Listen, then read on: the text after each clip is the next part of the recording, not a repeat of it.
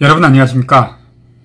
제가 지난번 논평에서 우리 안철수 인수위원장님께서 인수위 무난하게 잘 마치시고 나면 그 탈도 많고 또 자칫하다가는 그 야당의 초선 의원들 띄워주는 독립국 신세가 될지도 모른다는 그런 걱정에서 이거 차라리 국무총리 그따위가 다 하지 마시고 그렇다고 또 안철수 인수위원장님께서 관기부총리나 아니면 일반 장관 맡으실 그런 신분도 아니시고 그래서 그럴 바에는 차라리 모든 직 다 고사하시고 그냥 차관급의 질병청장 맡으시면 더 좋지 않을까 하는 제가 그런 희망사항을 말씀드렸다가 솔직히 많은 분들께서 항의하셨죠. 어떤 분들은 그냥 한마디로 에이 재수없어 구독 취소야 이런 분들도 계시더라고요. 다 이해를 합니다. 저도 다른 그 털튜브들의 채널에서 우리 안철수 대표님을 헐뜯는 제목만 봐도 처음에는 그래도 좀 미심하는 그런 마음을 가지고 들어가서 들어보다가는 나중에는 너무 화가 나서 지금은 아주 구독을 취소해버린 상태예요. 그 조갑재, 고성국, 성창경, 고영신, 김진 이러한 정말 쓰레기 같은 털튜브들의 채널들 지금은 이자들 이름만 봐도 저는 그냥 그 관심 없음을 눌러서 바로 사라지게 만들어요. 그러니 제가 여러분들의 기분을 모를 리가 있겠습니까? 그럼에도 불구하고 제가 왜 지난번 방송에서는 그 말씀하는 국무총리 그동안 우리가 겪어보았던 역대의 아주 많은 총리들 우리가 이분들이 국무총리 재임 기간에 그 어떤 정말 별로 눈에 띄는 그런 아무런 성과도 낸 걸 본 적이 있나요? 거의 하나도 없잖아요. 그냥 기억에 남는 것이라고는 대정부 질문에 불려나와서는 대통령이 먹어야 할 욕을 전부 총리가 대신 받아먹는 그런 역할만 해왔던 것 말고는 뭐가 더 있습니까? 그래서 저는 정말 진심으로 지금도 우리 모두가 좋아하는 안철수 대표님께서 이 윤석열 정부의 초대 국무총리가 되어서 자신이 품고 있는 그 많은 이 나라와 국민들을 위해서 무언가를 해낼 수 있는 그 위대한 포부와 이상들을 정말 제대로 펼쳐보지도 못한 채로 그 역대의 숱한 총리들과 똑같은 독립국 신세가 될까봐 정말 무섭거든요. 아닌가요? 특히 윤석열 당선인 이분에게는 지금 비록 대통령이 당선되었더라도 그 수많은 리스크들이 하루아침에 다 없던 일로 되는 건 아니잖아요. 본인, 부인, 장모 이걸 지금은 야당이 된 이 170석의 거대 더불어민주당이 결코 없던 일로 눈 감고 가만둬둘 리는 없잖아요. 때문에 대정부 질문 때마다 자칫하다가는 우리 안철수 대표님께서 모조리 대신해서 그 방패막이 역할을 하게 될지를 정말 상상 한번 해보세요. 진짜로 우리 안철수 대표님을 좋아하고 존경하고 숭배하고 그리고 나아가서 아끼는 모든 지지자들께서 상상해 보십시오. 정말 안 대표님께서 이런 꼴 당하시는 걸 여러분들께서는 원하십니까? 그런데 그럼에도 불구하고 저는 요즘 한 2, 3일 사이에도 계속 뉴스에서 뜨고 있는 안철수 인수위원장님과 관련한 기사들을 보면서 계속 마음이 움직이고 있는 것 또한 사실입니다. 원래 역대 인수위원장들을 보면 거의 대부분이 마담 얼굴이죠. 그냥 덕망도 있고 신분도 좀 높으신 그런 어른을 위원장 자리에 모시다 놓고 실제 권력은 전부가 다 부위원장 아니면 그 내부의 당선자의 핵심 실세들이 전부 도맡아서 인사권을 휘둘렀다고 하더라고요. 유인태라는 그분이 방송에 나와서 하는 이야기를 들어보니까 인수위원장은 그냥 이름만 걸어놓고 밑에 위원들한테 밥이나 사준 일을 해왔다는 거예요. 그러니까 인수위원장은 그냥 실권이 없는 허수아비나 다름없다는 소리잖아요. 그런데 이번에는 진짜 다른 것 같아요. 우선 안철수 인수위원장 절대로 마담 얼굴일 수가 없죠. 지금 와서 가만히 돌이켜보면 윤석열에게 있어서 안철수는 아마 윤석열보다 오히려 나이는 한 2살 어릴 거예요. 그렇지만 정치에 있어서는 대선배죠.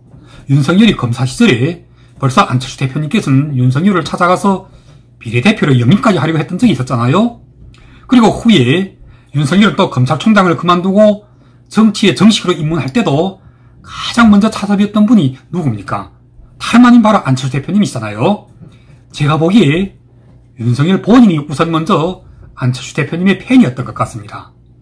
굉장하게 안철수 대표님을 존경하고 나아가 숭배까지 했을지도 몰라요. 특히 대선 후보 TV 토론을 겪으면서 여러분들은 어떻게 보셨습니까? 대한민국의 대다수 국민들이 모두 윤석열은 원래 속에 별로 든 게 없어서 그렇다 치고 이재명은 굉장하게 토론을 잘할 줄 알았잖아요. 그런데 선관위가 주최했던 그 세 차례의 법정 TV 토론을 마치고 나서 대한민국의 모든 국민들의 한결같은 평가가 이재명도 윤석열도 모두 안 되겠고 진짜로 수준이 높고 또 속에 든 것도 많고 그리고 또 그 뛰어난 과학기술 관련 공약들 대다수의 국민들 모두가 안철수가 최고였다고 평가를 내리고 있잖아요. 뒤에는 이재명의 지지자들이나 또 윤석열의 지지자들도 입으로는 자기들이 좋아하는 후보가 더 잘했다고 떠들면서도 나중에 보니까 이네들도 모두 한결같이 역시 안철수가 최고였다고 인정할 것은 인정하더라고요.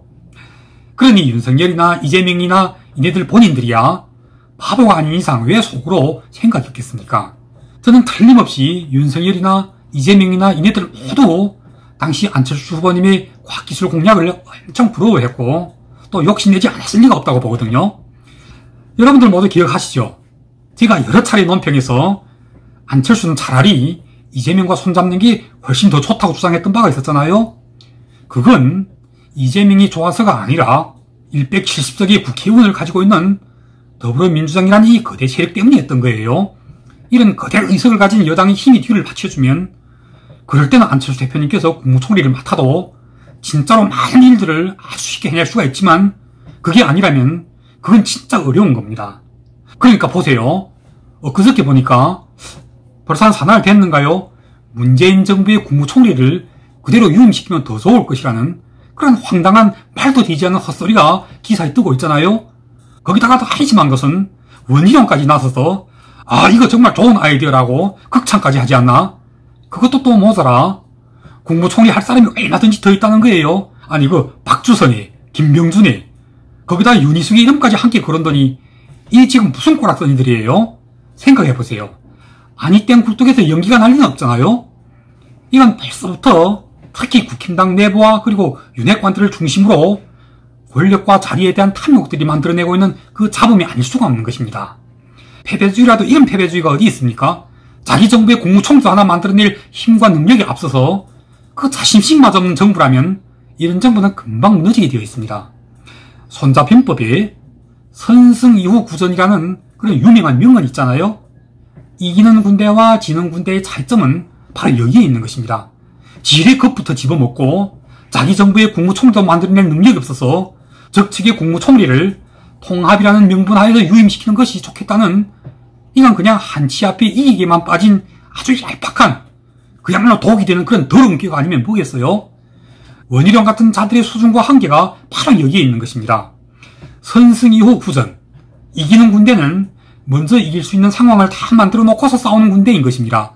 그런데 지뢰 겁부터 집어먹고 패할 상황부터 대비하고 싸울 생각마저 함부로 갖지 못하는 이런 패배주의에 빠진 원희룡 같은 자들을 가까이에 두고 중용한다면 이 윤석열 정부도 100% 얼마를 못 갑니다. 그래서 저도 오늘부터는 생각을 바꾸기로 했습니다. 이런 패배주의에 물든 자들이 떠버리고 있는 전 정권의 국무총리 유임설, 그것 말고도 지금 한창 윤석열을 도와서 새 정부의 밑그림을 그리고 있는 안철수 인수위원장의 4차 산업과 교육, 과학기술 창업혁명에 대한 그 위대한 구상들을 이걸 대한민국에서 우리 안철수 대표님 말고 또 누가 제대로 해낼 수가 있겠습니까? 김부겸이? 아니 김병준이? 아니면 박주선이? 그리고 윤희숙이? 아이고 이분들 이걸 제대로 이해라도 할지 모르겠는데 어떻게 이런 형편없는 이런 이름들이 우리 안철수 대표님의 이름과 함께 거론될 수가 있는 거죠? 저는 그게 정말 싫은 겁니다. 그런 기사를 쓴 놈들이 미친놈들인지 아니면 그런 미친 기사놈들한테 그런 기사 소스를 던지고 있는 자들이 어떤 모종의 정치적인 또는 인간 이하의 더러운 심술 아니면 야심 때문인지를 알 수가 없지만 그래서 이런 자들과 이름이 함께 거론되기 시작하고 만약 만에 하나라도 여기에 만약 윤석열까지 함께 부하내동하기 시작한다면 저는 지금도 여전히 안철수 대표님께 권고하고 싶습니다. 다시 한번 김부겸이니 김병준이니 박주선이니 하는 늙어버린 꼰대들에다가 또 거기다 윤희숙 같은 아직 물도 제대로 오르지 못한 새싹 같은 이런 시시한 재수없는 인물들의 이름과 안철수라는 이름이 함께 거론되면 그리고 이런 잡음들의 출처가 만약 윤석열 주변의 윤핵관들이라면 아세라 공동정부가 나발이고 그래 그럼 너희들끼리 한번 잘해봐. 4차 산업도 교육도 과학기술도 다 너희들이 알아서 해보라고 말입니다. 그런데 다행스럽게도 지금까지 보면 그 김부겸 유임설을 터뜨린 자들 그리고 거기에 좋다고 쾌재를 불러대는 원희룡 같은 이사가 이렇게나 형편없는 자인 줄 몰랐네요. 처음에는 씩씩하고 재기발랄하고 아주 영특한 줄 알았는데 역시나 그 깊이와 경륜의 바닥이 환하게 들여다보이는 여전히 아직은 모자라도 한참 모자란 자 아닙니까?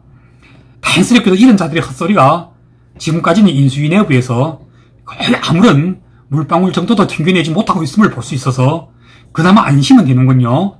그리고 안철수 인수위원장님에 대하여 무한하게 신뢰하고 있고 또 단일화 당시의 약속처럼 이 정부는 인수위부터 바로 공동 운영한다는 이 윤석열의 약속도 지금까지는 잘 지켜주고 있는 것 같습니다. 그래서 보기 또한 좋아요. 솔직히 여러분들 생각해보세요. 만약 지금 윤석열이 곁에 안철수가 없다고 가정하면 안철수가 없는 윤석열, 그냥 그 윤석열이 곁에 권성동이나 장제원 같은 이런 자들만 데리고 다니는 윤석열, 그렇게 되면 이 윤석열 정부가 이거 상상이나 할 수 있겠어요?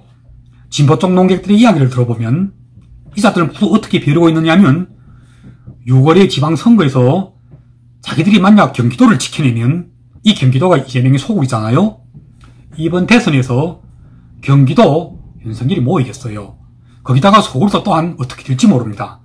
오세훈이 김어준의 그 털끝 하나도 못 건드리고 지금까지도 김어준이 계속 해도를 부르대는 걸 보면서 보수파 전체가 지금 오세훈에게 잔뜩 실망하여 있는 상태거든요. 그래서 만약 이번 지방선거에서 경기도 지고 서울 빼앗기면 윤석열 정부는 임기 2년도 못 채워 그냥 레임덕을 맡게 될 가능성이 아주 큽니다.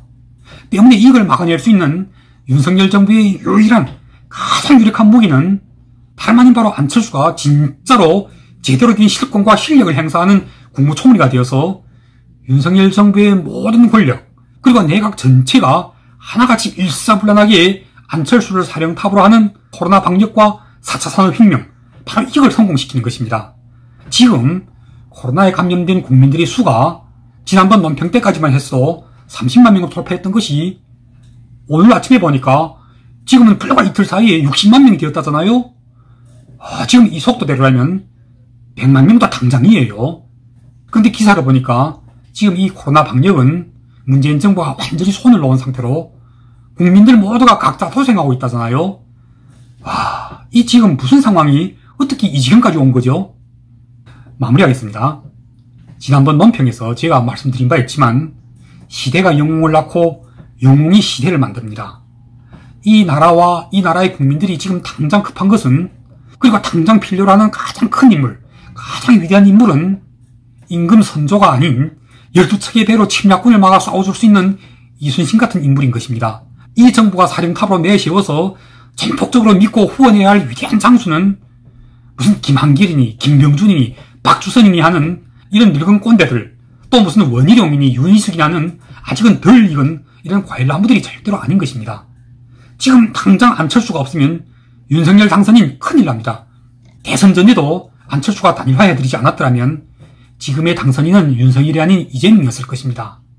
그리고 대선 이후 지금도 만약 안철수가 이 인수위를 맡아서 장차 이 나라가 나아가야 할 방향을 제대로 만들어주지 않는다면 이 윤석열호 기관차는 얼마 달리지도 못한 채로 곧 탈선하게 될 것입니다. 정말 윤석열도 윤핵관들도 그리고 나아가 보수파 국힘당과 이 국힘당의 당원들과 그리고 또 나아가 전체 대한민국의 국민들 모두가 이 나라에 지금 안철수라는 인물이 함께하고 있음을 정말 다행스럽게 생각해야 하고 나아가 정말 자랑스러워해야 할 것입니다.